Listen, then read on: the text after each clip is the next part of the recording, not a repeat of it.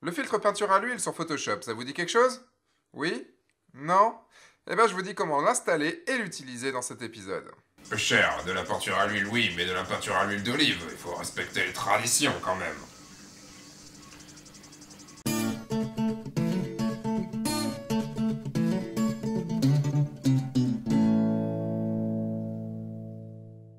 Bonjour, je suis Sébastien Rognan et vous êtes bien dans un nouvel épisode de F1.4. S'il y avait bien un filtre sur Photoshop que je pensais bien kitsch, enfin non, toute la galerie de filtres est bien kitsch en les utilisant de base, c'est le filtre peinture à l'huile. Bah oui, on vous promet d'un seul clic de transformer votre photo en une magnifique peinture à l'huile. Un truc à faire retourner les grands peintres dans leur tombe. Et pourtant, un jour, j'ai découvert un tutoriel qui préconisait d'utiliser ce filtre. Avec ma méfiance légendaire et ma mood dubitative, j'ai quand même testé le truc. Moi, méfiant. Et j'ai adoré le principe. Avec des paramètres bien précis, cela donnait un léger rendu dessin qui allait très bien dans mes mises en scène. Je l'utilise depuis maintenant très longtemps et c'est une bonne valeur ajoutée à mes photos. Enfin, je pense. Bon, qu'est-ce que c'est et qu'est-ce que fait exactement le filtre peinture à l'huile? Je ne rentrerai pas dans les détails mathématiques, mais en gros, il applique un flou qui suit à peu près les traits de votre photo. Il est particulièrement fort pour lisser les cheveux et donner un petit aspect de dessin à la peau. Ah oui, évidemment, comme tout est fait, il ne faut surtout pas en abuser et l'utiliser à bon escient. Ouais, mais non, la désaturation partielle, faut juste pas l'utiliser avant que t'aies bien 35 ans de métier en photo, hein, quand même. J'ai donc trouvé une utilisation très particulière dans mes mises en scène, auquel je voulais donner un aspect esthétique touchant un tout petit peu vers la peinture. Pour ceux qui ont le premier big épisode Jungle Warrior, vous savez déjà de quoi je parle, puisqu'on en parlait déjà dedans. Vous êtes en train de vous dire, bon Seb, c'est bien gentil tout ça, mais tu vas pas nous faire un épisode de blabla sur ce plugin sans nous montrer en live sur Photoshop. J'aimerais bien, mais ce filtre a un très gros problème. Adobe l'a viré depuis Photoshop CC 2014. Il n'est donc plus d'actualité. Soi-disant, il était basé sur une librairie obsolète incompatible avec les nouvelles versions. Bullshit! Vous avez juste fait ça pour m'emmerder. Vous les mecs d'Adobe, je vous retrouve et je vous repeins la gueule avec de la peinture à l'huile de vidange. Vous allez voir ce que vous allez voir si vous le remettez pas dedans tout de suite. On s'énerve pas, on s'énerve pas. Donc en bref, tu es en train de nous faire un épisode sur un truc qui n'existe plus. On peut même faire encore plus lent. Bon, ce serait quand même mal me connaître. Il existe une solution. Le Graal de la peinture à l'huile. Avant qu'Adobe ne se décide à réécrire le filtre, un doux rêve. Il existe un plugin gratuit pour retrouver à peu près le même effet. J'ai quand même une très mauvaise nouvelle. Pour les utilisateurs Mac, il n'est juste pas développé pour vous. Je vous vois pleurer là-bas, mais bon, moi je m'en fous. J'ai Windows et ça marche très bien. Donc pour vous, la seule solution que j'ai pu trouver, c'est d'installer une ancienne version de Photoshop ou alors de mettre une machine virtuelle Windows sur votre ordinateur. Y'a que ça. Ce plugin s'appelle Graystoration. C'est un plugin qui est fait à la base pour enlever du bruit sur votre image. Son utilisation est détournée pour avoir le même effet que peinture à l'huile. Et tant mieux pour nous. Donc maintenant, passons à l'installation de ce plugin. Vous trouverez le lien pour le télécharger en zip en description directement de cette vidéo. Une fois que vous l'aurez téléchargé, vous allez dans Photoshop. Pour ma part, il est dans C, Program Files, Adobe, Adobe Photoshop, CC 2015, Plugin, et vous y copiez-collez les deux fichiers. Il suffit maintenant de relancer Photoshop et vous trouverez le plugin dans Filtre, Noise, Graystoration. Dans Filtre, Noise, Graystoration. Voilà, maintenant qu'on a installé le plugin, on va pouvoir l'appliquer comme il faut. C'est généralement une retouche que je fais à la fin, puisqu'en fait c'est une retouche qui touche toute ma photo, la globalité de ma photo, donc vaut mieux que j'ai pu faire tout mon agencement avant, tout mon compositing, tout ce qu'il y avait à faire avant. Donc nous allons partir de cette photo et l'appliquer directement.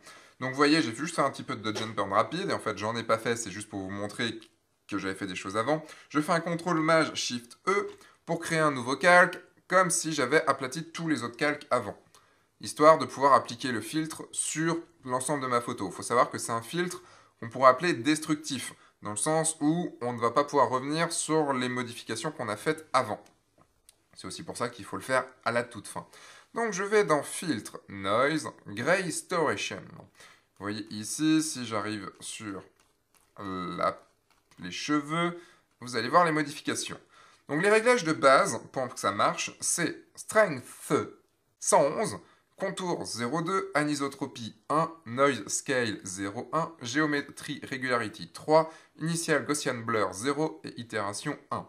Le reste ne change pas, en fait, tout simplement, sauf peut-être le GPU que j'ai cliqué, dont j'ai cliqué dessus. La seule chose qu'on va pouvoir vraiment modifier, c'est le strength, la puissance de l'utilisation du plugin, en fait, la puissance de l'effet. Vous voyez que si je mets la puissance à 1, il n'y a aucun effet quasiment. Alors que si je la mets à 100, il y a de l'effet un peu plus, et si je la mets à 1000, il y a encore plus d'effet. Donc ça va être en fonction de l'effet que vous souhaitez, et en fonction aussi, je dirais, de la taille de votre photo. Plus votre photo sera grande, plus il faudra mettre une puissance forte. Là, moi je dirais que, allez, je vais mettre un petit 150, et je fais OK. Ça, vous voyez que ça met Removing Noise, enlever le bruit. Donc je vous avais dit que c'était un petit tweak comme ça. Et si je viens juste zoomer dessus, vous voyez que l'avant-après, ça m'a permis de lisser un petit peu mes cheveux avec un effet de loin qui est quand même des plus, je trouve, sympathiques. Donc vous voyez quand même que c'est un peu trop sur la peau, mais c'est pas grave, on va gérer tout ça. Du coup, je vais rajouter quelque chose d'autre. Je vais rajouter un CTRL-MAJ-SHIFT-E sans le filtre Greystoration, donc sans la peinture à l'huile, que je vais mettre au-dessus. Donc logiquement, si je suis comme ça, j'enlève ce nouveau calque, je passe en peinture à l'huile, je le remets, je passe sans peinture à l'huile. Sur celui-là, je vais faire un passe haut. Donc pour faire un passe haut, il suffit de faire filtre, divers, passe haut. Je règle sur un rayon généralement pas très très gros, on va dire un rayon à 3, c'est très bien. Je fais OK et je le passe en mode lumière tamisée. Pourquoi je fais ça? Puisque d'un côté, avec la peinture à l'huile, j'ai perdu du détail, j'ai perdu de la texture. Et avec ce passe haut, donc je vais juste nommer ici pour que vous puissiez bien comprendre, passe haut, et là, peinture à l'huile. Je suis venu, en faisant ce passe haut, rajouter de la texture, rajouter la texture de base. Je regarde, si je l'enlève et que je le remets, en fait, je vais venir, peut-être en le dupliquant 2-3 fois, vous allez mieux comprendre, c'est vraiment juste pour vous montrer. En fait, je viens garder la texture un petit peu de la peau que j'ai un petit peu lissée, et en récupérant de la texture via le passe haut. Ça, c'est juste la peinture à l'huile, alors que ça, c'est avec le passe haut. On vient de récupérer du détail. Enfin bref, ça va pas forcément marcher partout bien sur toute la photo de toute façon. Il va falloir l'appliquer à certains endroits. Donc généralement, ce que je fais, c'est que sur ma peinture à l'huile, je viens avec Alt et en appuyant ici sur masque de fusion, je viens rajouter un masque de fusion en noir. Donc ça veut dire qu'il n'affiche rien. Et avec une brush douce et en blanc, je viens peindre généralement à 50%, mais on peut changer un petit peu ce qu'on veut. Je viens peindre là où je veux que ça apparaisse. Donc je veux que ça apparaisse dans les cheveux. Pour le faire, je vais juste enlever mon passe haut. Je veux que ça apparaisse un petit peu à certains endroits de la peau. Bien sûr, ce n'est pas fait pour retoucher la peau. On n'est pas dans de la retouche beauté, on n'est pas dans un truc comme ça. On est dans un effet un peu stylisé pour avoir un effet un petit peu dessin. Ça va être vous qui allez voir à quel point vous avez envie que ce soit stylisé ou pas. Donc faites très attention, bien sûr. Et voilà, je vous ai montré ce qu'était la peinture à l'huile. On pourrait peut-être améliorer cet effet, j'ai une petite idée, pour améliorer cet effet en le mettant dans un split frequency, entre la couleur et la texture, ça pourrait reprendre la texture du split frequency, je pense que ce serait peut-être pas un mal en fait.